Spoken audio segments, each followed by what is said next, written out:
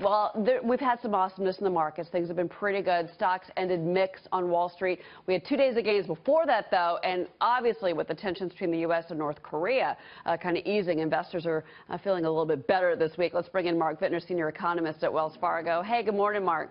Good morning. You know, it's interesting because I was looking at some of the story stocks out there, and I was looking at Home Depot. It took 28 points off the Dow yesterday. That's the consumer, that's the economic story, and that is not a good story. But nobody seems to be that worried about that sector overall. Are you?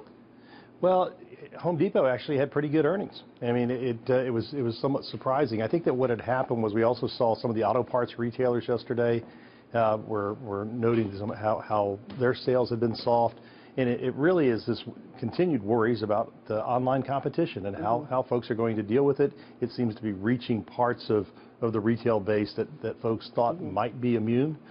And on top of that, all retailers have very little pricing power because there's all this merchandise that's hitting the stores, hitting liquidators from all the stores that have been shut down during the first half of the year. Yeah, which is disappointing, I think, because you want to see your names like your Home Depot, do well, because that means housing is doing well. People are fixing up, decorating new homes.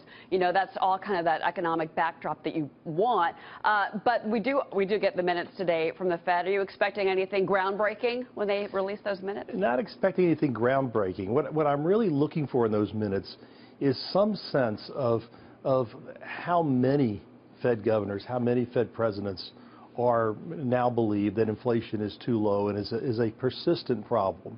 Because we've seen with some of the softer inflation numbers over the last few weeks that the probability of a rate hike in December has dropped, not to zero, but pretty darn close to it. We are not in that camp. We still believe that the inflation numbers are going to firm up by the end of this year. We think that the economic numbers look pretty solid. Okay. The job growth numbers last 2 months we added more than 200,000 jobs. And you're saying this as a firm, despite the fact that there is the administration's agenda kind of up in arms right now. You've got the debt ceiling fight that's coming.